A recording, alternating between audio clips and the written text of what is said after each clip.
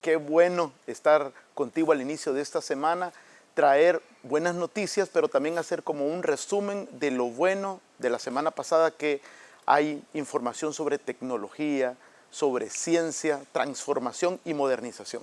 Bueno, la semana pasada ANDA dio un paso hacia esa modernización y, ¿por qué no decirlo?, a la ciencia pura. Y yo creo, Moisés, que la información, la ciencia, cuando tú la creas, es importante para tomar decisiones.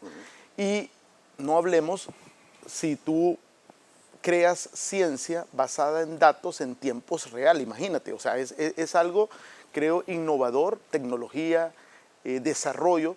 Y la semana pasada, gracias al pueblo y gobierno de los Estados Unidos, presentamos una plataforma flotante y estamos hablando de 3 boyas ultrasónicas. Y quizás para que lo entienda el pueblo salvadoreño, ¿cómo va a beneficiar estas boyas al quehacer institucional, a que yo pueda tener agua? ¿Cuál es el beneficio directo? Bueno, un eje transversal en este gobierno y un eje transversal para ANDA es el aseguramiento y control de calidad del agua. Y las boyas son, bueno, una plataforma flotante, y para que tú me entiendas, estamos hablando de 3 boyas, es una boya mamá, por decirlo así, y 2 boyas hijas, y las boyas con luz solar ultravioleta activan una onda, y esa onda esparce un ultrasonido y alrededor de 500 metros te inhiben la reproducción de algas, en otras palabras, te las matan.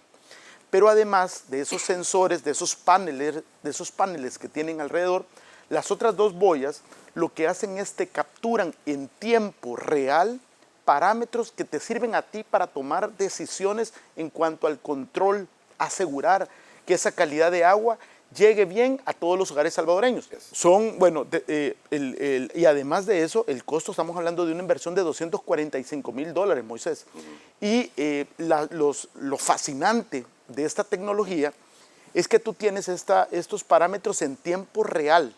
Y estamos hablando de parámetros básicos como temperatura, pH, clorofila, que ese es el parámetro clave, además de oxígeno disuelto. Y todos esos datos los capturamos en nuestro centro de control automatizado en tiempo real.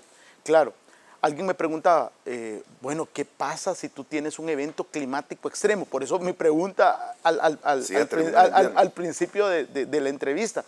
Creo que la coordinación y la articulación es clave, y aquí es donde nosotros estamos trabajando directamente con el Observatorio Ambiental del Ministerio de Medio Ambiente, porque estas boyas son las primeras que tenemos en un río que se capta agua para potabilización, único en la región, Moisés. Entonces tú sabes, y lo hemos hablado, creo que en el siguiente segmento vamos a hablar de esa transición invierno-verano. En este invierno ha sido un tanto atípico y hemos tenido esas repuntas que el río viene con todo, por decirlo así, no solo sólidos, sino que lodos y unas turbideces que nunca habíamos tenido. Eso, por supuesto, puede dañar la infraestructura de esas boyas. Entonces, en ocasiones han tenido que parar la operación de la planta. Exacto, y entonces imagínate, con las boyas se las va a llevar. Entonces lo que estamos ahorita, las probamos, las instalamos. La semana pasada teníamos ciertas amenazas de lluvia. Ahorita estamos tratando de alinear, calibrar todo para dejar las boyas permanentemente una vez tengamos la época seca per se fluida. Por eso es importante esa coordinación, pero también las pruebas que hicimos durante varias semanas, y la semana anterior donde presentamos junto con el embajador William Duncan y el director de USAID, nos indicaron a través de 2 parámetros, clorofila y ficocianina, que los niveles de algas están muy, muy bajos. Y alguien me preguntaba, ¿y por qué es importante las algas? Bueno, uno, aseguras el control de la calidad. ¿Por qué? Porque las algas, cuando tú tienes esa concentración de nutrientes, nitrógeno, fósforo, demasiada temperatura, demasiado sol, son los ingredientes perfectos para que las algas proliferen y tú tienes esa emisión de toxinas que algunas veces presentan, ¿cómo se presentan? Un mal olor, ese olor como a gamesán, ese olor como a pescado muerto. Entonces, en Torgós contamos con protocolos estrictos y medidas de contingencia en 3 niveles. Un nivel de vigilancia, un nivel 1, ya alerta 1, y un nivel de alerta 2 que la planta tendría que pararse. Además, tenemos un laboratorio de alerta temprana e investigación limnológica con microbiólogos, y lo que las boyas vienen a hacer es a cerrar ese círculo en materia integral. O sea, que no estamos dejando ningún espacio abierto para no tener ese control de calidad absolutamente con todo. Es como un checklist con todos los parámetros investigados y evaluados, Moisés. Entonces, yo lo que te iba a decir es súper importante. Si bien vamos a establecer esa línea base, la línea base nos va a permitir internamente tener dos beneficios claves, y eso es súper importante. Uno, vamos a usar menos químicos, y dos, la cantidad de retrolavados que vamos a hacer en los filtros van a ser menos, porque acuérdate que es una planta potabilizadora convencional, y al no usar químicos y al tener esa vigilancia, esas alertas que nos van a dar, nosotros ya podemos hacer operaciones internas que nos va a ayudar a ahorrar lo que te estoy mencionando. Ahora, las boyas están ancladas, ¿verdad? Me imagino. Sí, es anclada. sí, anclaje. Por más anclaje que se tenga, tampoco se puede evitar una repunta que venga. Exacto. Y por eso es que hay que ser muy cuidadoso, y aquí también quiero agradecer a todo el equipo de Torogós, a la Fuerza Naval, que nos ayudó en el anclaje, porque si tú viste en las primeras tomas, es una operación compleja, y no solo es con una lanchita ir a poner la boya y hasta ahí nomás, no, requiere un procedimiento, un anclaje, y también las boyas tienen que estar a cierta distancia en el lugar donde captamos el agua. Acordémonos de aquí, yo creo que vale la pena hacer como un resumen breve. Torogós, nuestra principal fuente de abastecimiento, 1.5 millones de salvadoreños. Estamos hablando de 11 municipios, estamos hablando, Moisés, que el agua que captamos en la Boca Toma viaja 1 kilómetro a empezar toda esa transformación y toda esa magia, convertir de agua cruda a agua potable a través de un proceso de potabilización convencional. Después esa agua viaja a través de estación de bombeo 1, estación de bombeo 2, estación de bombeo 3, tanques terminales, 45 kilómetros más o menos. Pero la génesis de toda mi producción es el río Lempa. Entonces, además de que ahora tenemos con esta nueva tecnología, contamos con un laboratorio in situ en Torogós, donde tenemos 3 tipos de análisis: microbiológicos, físico-químicos, aguas residuales y metales y plaguicidas. Como te decía al principio, estamos cerrando el círculo en materia de aseguramiento y control de calidad. Todo esto está certificado con una ISO 17025, en la cual tenemos un sistema de gestión de calidad bien montado.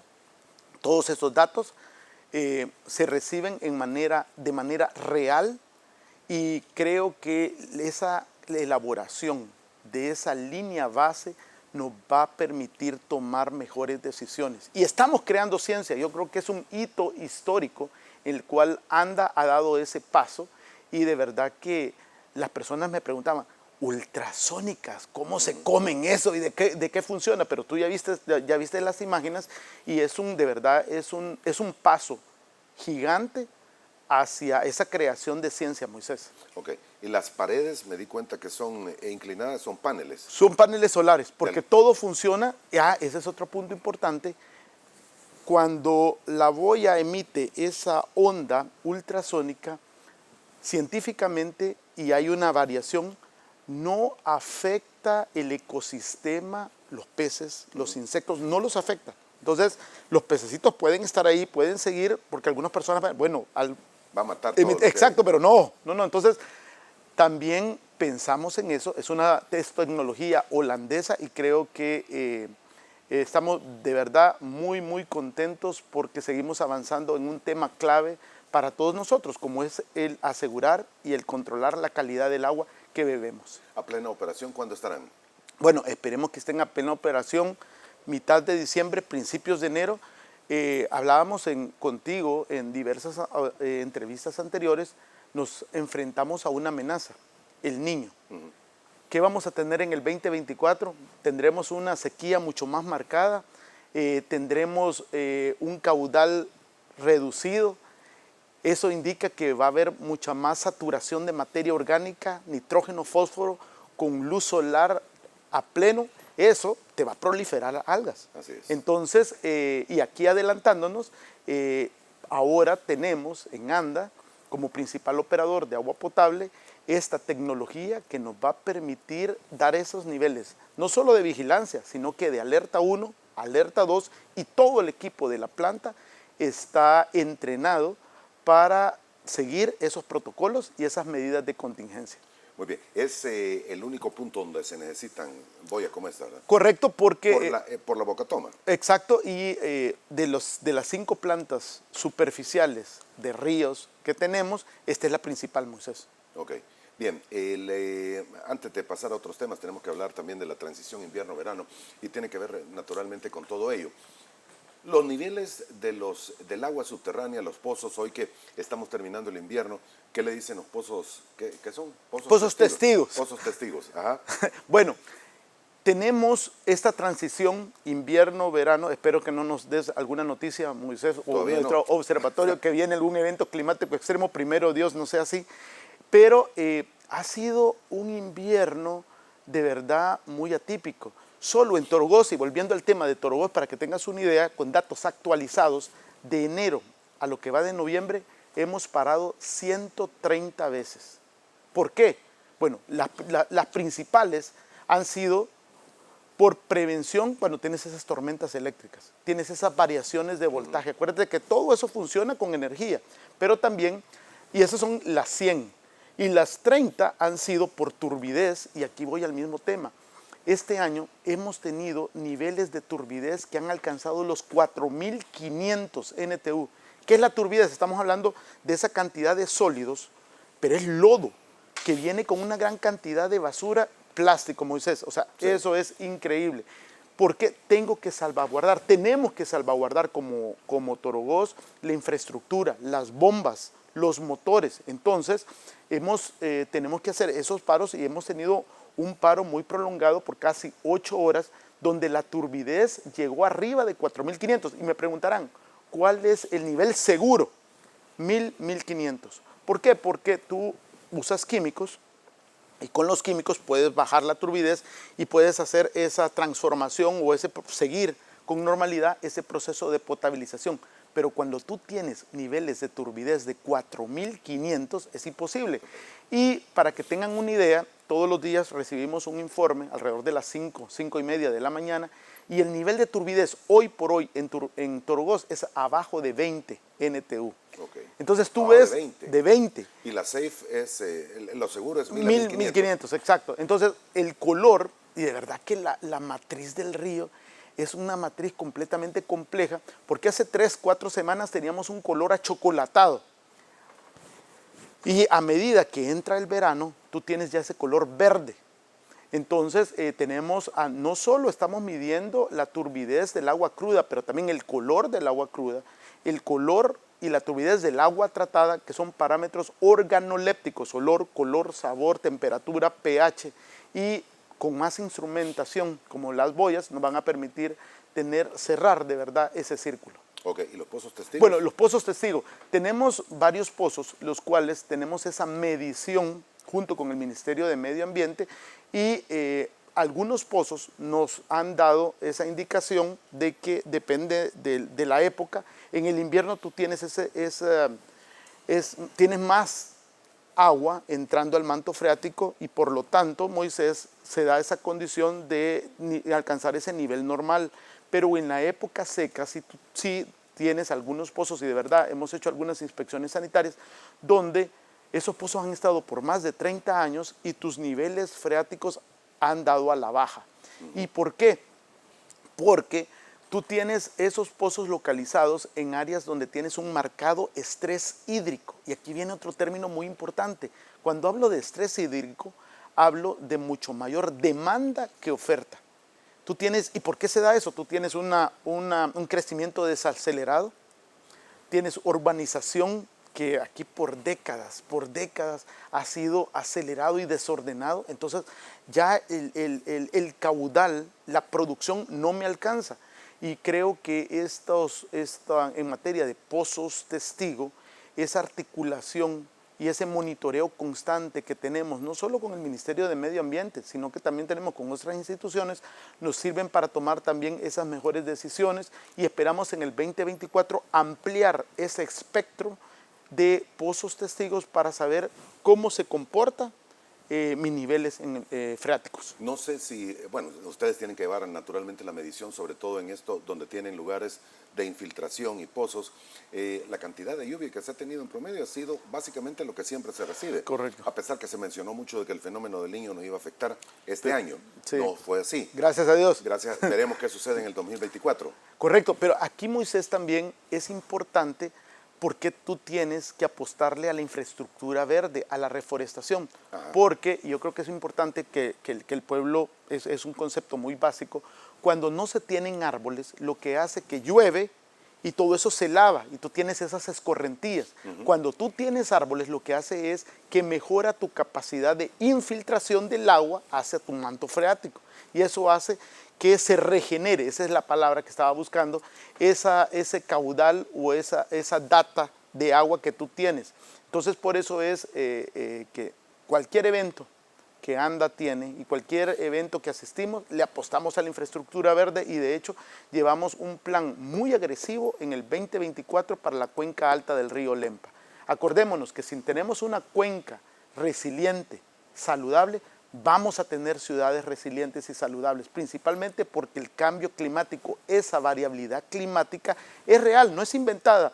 Y esperemos en Dios que en el 2024, como región y como país, no nos veamos afectados por una amenaza como lo es el Niño, principalmente, y lo hemos hablado contigo, Moisés, en diferentes ocasiones, en el corredor seco, en esa área de Oriente, y vamos a hablar más adelante, qué es lo que ANDA va a hacer, donde familias de verdad se ven muy afectadas en un terreno árido, donde las condiciones climáticas y el estrés hídrico de verdad marcan mucho la diferencia. Muy bien, tenemos que hablar también, bueno, en todo caso, en un fenómeno del Niño, para el próximo año las condiciones están preparadas. La planta, me olvidaba preguntarle, Sitio del Niño es la otra que se tiene, ¿verdad? La otra planta que abastece... Es Zona Norte. Zona Norte. Zona Norte. Zona Norte. Zona Norte, correcto, que es una batería de pozos. Y la otra que se tiene es Guluchapa, Joya Grande, y ahí entra también la planta de Ilopango. Son los tres sistemas de producción importantes para San Salvador. Torogós, que abastece el 40% del Gran San Salvador, Zona Norte, que es una batería de pozos que abastece el otro 30, lleva 70, y el último 30 es el que abastece el sector sur, que estamos hablando del sistema Joya Grande, Guluchapa, donde tenemos la planta Ilopango, que vamos a hablar más adelante, y donde un banco multilateral muy importante como el Banco Centroamericano de Integración Económica nos va a ayudar a rehabilitar esa planta que también tiene décadas de estar en deterioro. Ok, no está operando muy bien. Está operando, pero no está operando al 100%. Yo me recuerdo las máquinas que habían antes en Torogós, eran de las que botaban agua por todas partes. Correcto. Hoy todo está... Bueno, tratamos de guardar, de cuidar esa infraestructura porque sabemos que es muy importante para todos los salvadoreños y tenemos retos, Zona Norte, el cual vamos a hablar adelante y te doy un adelanto, presenta un 80% de deterioro. Gracias, la planta. Ese sistema en sí. Y aquí hay que hacer una diferencia muy puntual. Torogós es una planta centralizada, es decir, que tenemos muy bien localizado estación de Bocatoma, estación de bombeo 1 y después se desplaza esos 45 kilómetros. Zona Norte es diferente, es un sistema muy disperso porque es una batería de pozos en varios municipios. Tú tienes San Juan Opico, tienes Quesaltepeque, Estación Central, pero si tú pones en conjunto toda esa batería de pozos con Estación Central, de verdad el deterioro es un 80% y ese es el agua que llega a Santa Tecla, Ciudad Merliot, Mexicanos, San Benito, es lo que estamos trabajando y si tú tomas, y ese también es otro dato muy importante y lo hemos dicho, si tú tomas todos esos sistemas, la cantidad de agua que ANDA produce versus la que distribuye, nosotros estamos perdiendo alrededor del 60%. No ha bajado ese número. ¿Sí? No ha bajado, pero la estrategia, ¿Cuál es la estrategia para reducir? Y eso tiene que ver también con el fenómeno del Niño. ¿Cómo nosotros nos estamos preparando? Bueno, primero definamos por qué perdemos esa cantidad. Tuberías, lo vamos a hablar, lo hemos mostrado, el deterioro y el estado de las tuberías, lo hemos visto también. 50, 60 años, conexiones ilegales y fraudulentas. Y aquí es donde la ciudadanía, el pueblo, nos tiene que ayudar a identificar quiénes se están conectando de manera ilegal y fraudulenta. Porque no se vale, Moisés. Y hay mecanismos para hacer esos reportes, que la participación pública, ciudadana, yo creo que es muy importante. Y también acá tenemos el tema de micro y macromedición. En los sistemas de producción no se tenía al 100% la cantidad de agua que tú produces. Entonces nosotros tenemos que saber cuánta agua producimos, pero también la micromedición, que es todo el tema de medidores. Entonces creo que teniendo ese balance hídrico, vamos a poder reducir la brecha, bajar ese 60%, porque esa agua que se pierde, que ahora la tenemos contabilizada, la puede usar otras personas y así ir abarcando, ir sumando para que más gente, no solo en el área urbana, sino que en el área rural, donde tenemos el mayor problema, podamos ir abarcando mucha más cobertura en agua potable. Bien. Tenemos ya poco tiempo, el 2023 también tiene poco tiempo.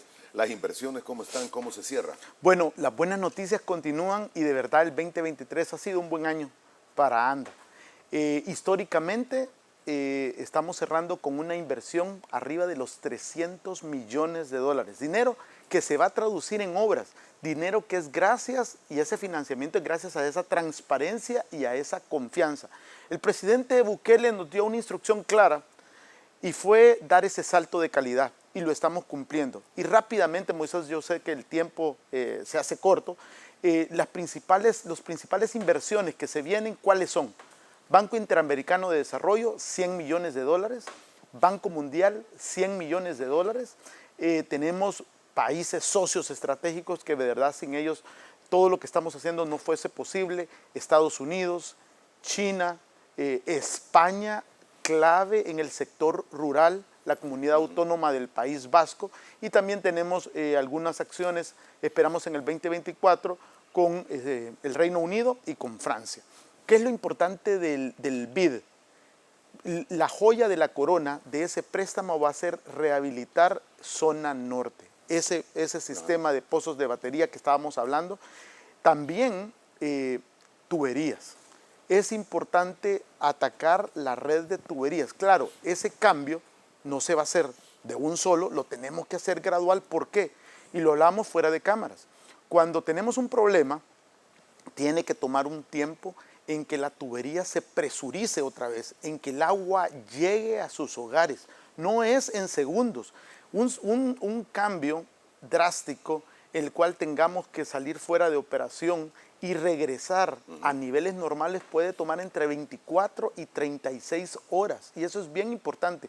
Cuando nosotros sabemos de algún paro técnico que se tiene que hacer, avisamos. Y le avisamos a la población a través de todas nuestras redes sociales. Pero Moisés, cuando hay una fuga de gran magnitud, como el que se dio hace varias semanas en una tubería de 42 pulgadas de acero, la cual era una tubería importante del sistema zona norte, teníamos que actuar. Y claro, lamentablemente dejamos sin agua por varias horas a un sector importante como Santa Tecla, pero yo creo que es importante que la población tome nota que se va la energía, todos nuestros sistemas, la mayoría, opera por energía. Estamos también trabajando en ese tema, eficiencia energética, entonces yo creo que eso es importante. Eso es BID. Con Banco Mundial le vamos a apostar a la infraestructura, también tuberías, pero básicamente a esa red de distribución que tiene que ver con Torogós. Y aquí ya tenemos identificada cuáles son esas principales tuberías que hay que colar en buen salvadoreño que padecen coladeras, que por años no se han cambiado, que tú tienes aquí material como asbesto, cemento, los cuales cuando llueve y cuando tú tienes presión, o sea, es toda una mezcla de condiciones que te pueden hasta originar cárcaras, lo que hemos visto en algunas veces. Y el otro tema también para ambos préstamos que es importante es la gobernanza, fortalecimiento institucional. No podemos parar esa modernización dentro de la institución. Entonces, creo que estamos trabajando en esas aristas y se viene rápidamente China. quiero anunciar, Moisés, que en los primeros días de diciembre vamos a colocar la primera piedra en la planta potabilizadora de China. Y aquí creo que es muy importante mencionar lo siguiente. No vamos a tomar el agua del lago per se, porque aquí se ha especulado mucho, hay mucha tergiversación de información. Que va a secar el agua. Y que el agua lleva metales pesados. Y una vez más, quiero ser muy técnico al respecto.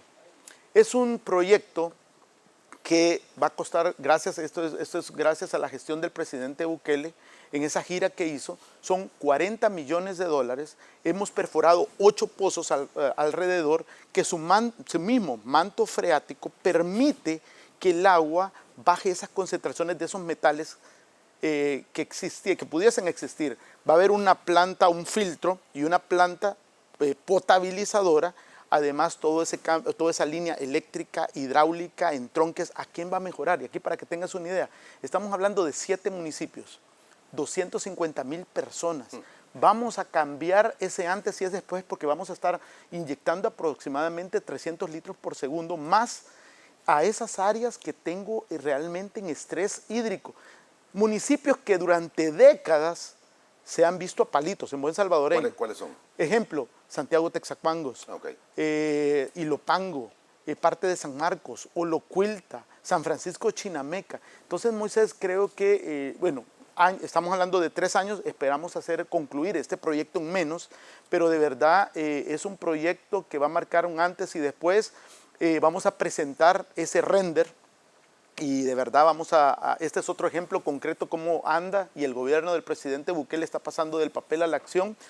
Próximos días del mes de diciembre, espero nos puedan acompañar en la primera piedra de este nuevo proyecto, gracias a la cooperación del gobierno chino. ¿Cuántos pozos son? Son 8. 8. Son 8 pozos. En todo el... alrededor, ya está la empresa, no solo que diseñó, sino que la empresa supervisora, la que diseñó. Hemos hecho un buen equipo, un equipo salvadoreño junto con el equipo chino. Hemos supervisado varias veces, personalmente he ido a la planta, y el aseguramiento y control de calidad acá también toma parte. Vamos a tener un laboratorio dentro de la planta, pero yo creo que ya más detalles no te cuento, porque si no, no me vas a invitar. Así que espero que nos acompañen primeros días de diciembre para la primera piedra. Y el otro tema, cómo vamos a cerrar este 2023, Moisés, no tenemos que descuidar el área rural. Creo que en términos de abastecimiento, el área rural es donde más trabajo hay que hacer y tiene que ser priorizado como el área urbana. Y en el área rural, a mediados de diciembre, que te estoy dando también otra fecha clave, vamos a inaugurar un proyecto gracias a la Comunidad Autónoma del País Vasco en Jocoro. Jocoro. Oriente. Sí, en Oriente. Marcado por el corredor seco, acá estamos hablando de una inversión alrededor de casi los 2 millones de dólares, donde los beneficiados, el 55% de personas que le vamos a llevar el agua son mujeres. Estamos hablando también incluye este proyecto no solo la rehabilitación de un pozo, sino que la perforación de un tanque, toda esa línea de conducción, eficiencia energética, infraestructura verde. Muy contento, Moisés, porque de verdad que estamos marcando un antes y después en una zona donde por décadas todas esas familias estaban abandonadas. Y esto nos va a abrir las puertas para que en el 2024 sigamos trabajando en el área rural, no solo con la Comunidad Autónoma del País Vasco, sino que con España, que ha sido un socio clave para ANDA en este sector. Para llegar a puntos específicos. Correcto. Un par de preguntas de los amigos televidentes antes de terminar nuestra plática. Nos dice, no puedo leer el nombre que ha puesto, pero J. Herrera. Buenos días, señores. ¿Quién regula la proliferación de car wash y el mal uso del agua? Bueno, buena pregunta. Creo que si están conectados a la red de ANDA, nosotros tenemos un banco de datos que antes era la unidad especializada del agua, donde tenemos registrado todas esas personas que descargan al alcantarillado sanitario, pero también la cantidad de agua a partir de la micromedición, que ese tema es muy importante. ¿Por qué? porque tenemos que no solo identificar, y aquí de verdad que los salvadoreños, de verdad yo me llevo sorpresas, porque en términos de micromedición, los contadores o los medidores algunas veces los han cambiado, los ponen al revés para que no marquen la cantidad de agua que tú estás consumiendo, los quitan, los conectan directamente. Hacen bypass. Exacto, entonces tenemos que entrarle agresivamente a este tema y ANDA está trabajando en este tema, viendo, monitoreando, vigilando, y aquí es donde parte del préstamo del BID nos va a ayudar a atacar el tema de agua no contabilizada. Entonces, creo que tenemos un reto por delante, porque de verdad no se vale que estemos usando no solo car wash, sino que nosotros como salvadoreños sigamos regando a las 12 del día aceras y partes que no son verdes. Y nos dice Marcelo Gasca, según las proyecciones de la institución, ¿es posible superar una sequía en el 2024? Bueno, no estamos... Depende. Sí, correcto, pero aquí estamos trabajando para contar desde ya con medidas de contingencia y con protocolos. Por supuesto, esa articulación con la data científica, vuelvo y repito, va a ser elemental y base. Y lo que hemos hecho ahora con las boyas, lo que estamos haciendo en materia de protocolos con nuestro laboratorio de alerta temprana, con nuestro laboratorio en Torogoz, nos va a permitir poder estar preparados, pero no solo estar preparados, reaccionar. Y eso es muy importante ante cualquier eventualidad. Y de eso se trata. Creo que eso es el trabajo, el quehacer que el presidente Bukele nos ha mandatado, y la ANDA hoy ya no es la misma de hace 3 o 2 décadas, Moisés.